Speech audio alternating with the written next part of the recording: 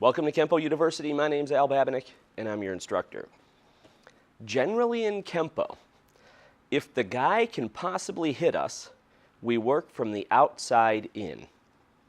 And what I mean by that, if the guy was choking us, like this, if we were doing destructive twins, we just go straight in and punch him because he can't hit us, he's choking us.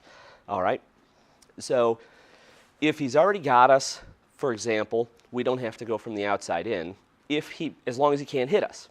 Now, if I was doing Lone Kimono, where the guy's, why is he grabbing lefty? So he can hit you with the right hand, right? So on that one, we're going to work from the outside or the furthest thing from him. So you're going to pin the wrist, you're going to step back in chamber, and then when you do hit, you're hitting up on the elbow. And then we hit down, and then we go to the body. So we went from the outside, so the furthest thing, when he's grabbing us, the furthest thing would be the wrist. Then we hit the elbow, we hit the arm down out of the way, and then we're hitting him in the body, the throat, okay? So we're always working from the outside in. When we're doing reversing mace out of orange, when they're throwing that left jab at us, or the left punch at us, it's hit the wrist first, then hit the elbow, then hit the body. If you're doing the backbreaker out of green, same thing. Wrist, elbow, body. Remember on the backbreaker, if you don't get a poke in there, or something to the eye, an eye flicker or whatever to the eyes, he's going to turn and follow you. Okay? But it's still, you work your way in. A lot of times, if you take a look at the punch techniques, it's wrist, elbow, body. Wrist, elbow, body. Okay? So even if the guy was coming from my flank and I turn and look and he's trying to throw a right punch, it's still going to be wrist, elbow, body as I strike him. Okay? So it doesn't really make that much of a difference. I generally try not to pass up the wrist if I can avoid it. And that's where, depending how you do it, if you do shield and mace and shield and sword, names are kind of similar.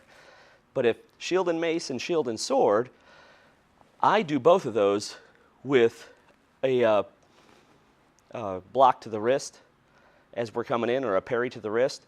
So I do it a little bit different because I don't like passing up that. I don't like going to the elbow first because he's trying to hit me. I feel much safer. So if the guy's I'll shield and mace, it's in blue, it's against the right punch coming at you. The punch is coming in, it's supposed to be like in long four, because I know we do it this way in long four. Now some of you are going to say, you're doing it wrong, you're doing it wrong. Whatever.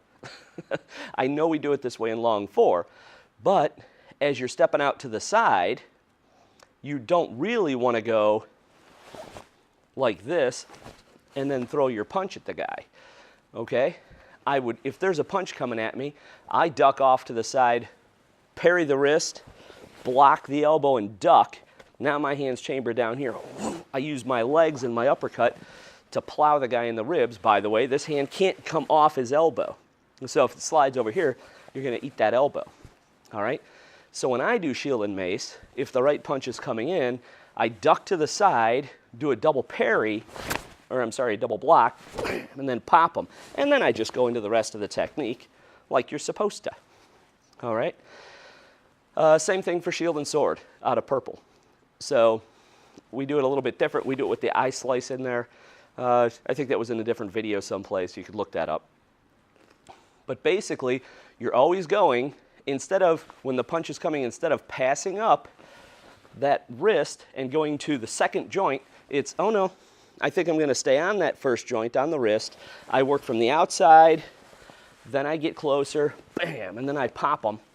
So I'm working from the outside in as we do this. In crossing Talon, your hand's out, he's got you. You counter grab, you get the wrist, which is the closest thing to you. And then you're hitting the elbow. And then you're dropping him down, then you can hit him in the body. So again, you're working your way in towards him. So Kenpo works from the outside in. Those are just a few examples. They're throughout the whole system. They're all over the place. Doing all that work, that's up to you. So have fun, check the system out, and just look. When they're If he can possibly hit us, this is usually what we're doing. Thank you for watching this video production from Kenpo University.